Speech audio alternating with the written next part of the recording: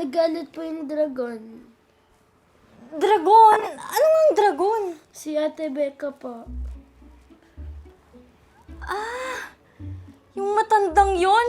Anong ginawa niya sa inyo?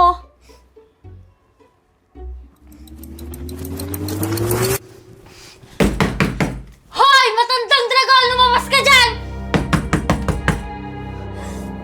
Matandang dragon! Lumabas ka dyan! Ba yun?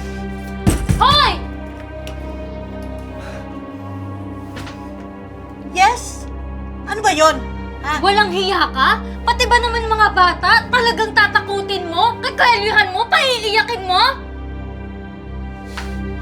Eh kasi, hindi mo naman ata pinapagsabihan. Kaya, ako na lang ang nagkusang magsabi sa mga anak mo. Hoy! Pinagsasabihan ko to. Sadyang mga bata pa kasi naiintindihan mo ba yon? Hindi. Ang alam ko lang kasi, ang iingay ng mga anak mo. At dapat hindi sila maingay dahil hindi lang kayong nakatira sa tenement na to. Eh baka nga, pati ibang mga kapitbahay natin naiinis na dyan sa mga anak mo kasi ang iingay nga. At ako lang ang nagre-reklamo. Eh kung ayaw mo naman pala na napapagsabihan yung mga anak mo, eh di dapat ikaw mismo ang nagsasabi sa kanila, okay? Okay. Storbo? Pasalamat ka, matanda ka! Naku, papatulan talaga kita! Visit! Mga anak, kung maglalaro man kayo dyan sa hallway ng tenement, huwag kayong masyadong maingay ha. Kahit dito sa loob ng apartment, huwag kayong masyadong maingay. Consider din natin na may mga kapitbahay tayo at totoo naman, di ba? Yung iba, ayaw nila na masyadong maingay yung paligid nila. Kaya please anak, huwag kayong masyadong makulit at maingay ha. Okay po, Mami. Sorry pa. Okay lang anak. Okay lang.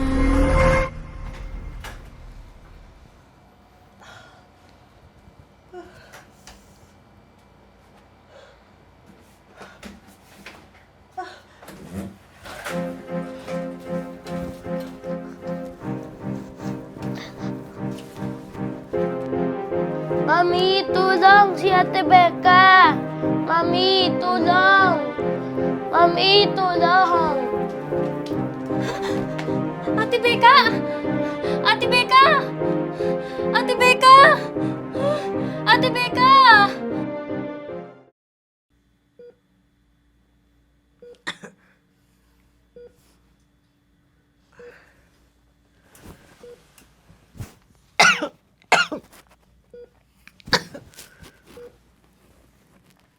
Naku ate, buti gising ka na.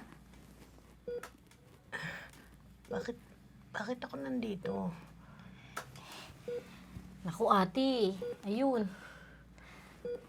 Inatake ka na naman, nag-collapse ka. Buti na lang, nung nag-collapse ka, nakita ka ng mga anak ni Ella. Kaya tinawag nila si Ella, tapos para tulungan ka. Tapos ayun, sila rin yung tumawag ng tulong para madala ka dito sa ospital. Babait talaga ng mag-iinang yun, no?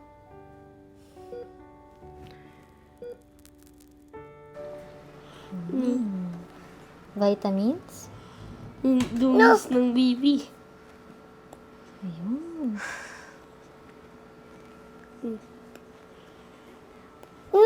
Topper. Diaper? No wipes. Wipes yan. Abe,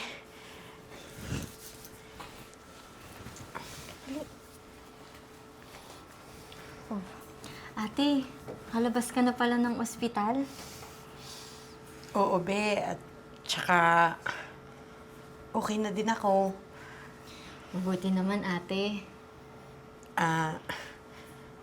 Be, salamat sa inyo ng mga anak mo ha. Naku, nahiya ako sa'yo kasi kayo pa talaga yung tumulong sa akin sa kabila ng inaaway ko kayo.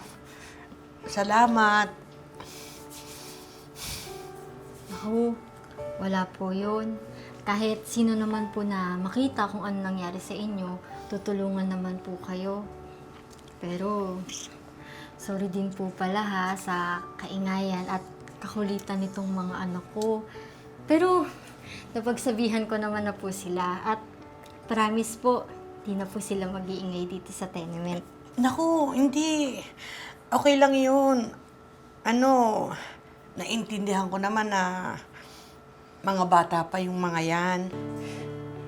Pero, alam mo, nakakatuwa sila, no? Kasi kahit mga bata pa sila, nakuha pa nilang tumulong sa akin. Tapos, hindi sila nagtanim ng galit sa akin. Pagkos, tinulungan pa nila yung kagaya ko. Salamat. You're welcome, ate. Ay lumilipas,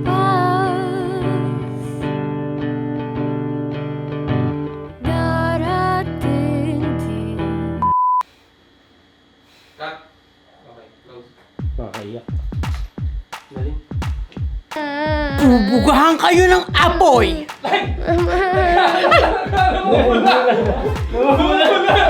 Okay na sana ka to!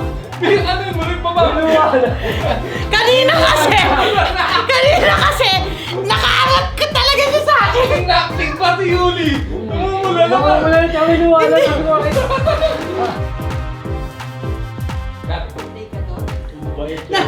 Paano ba naman ano? Kanina. Ano? Plastic. Wala na dito.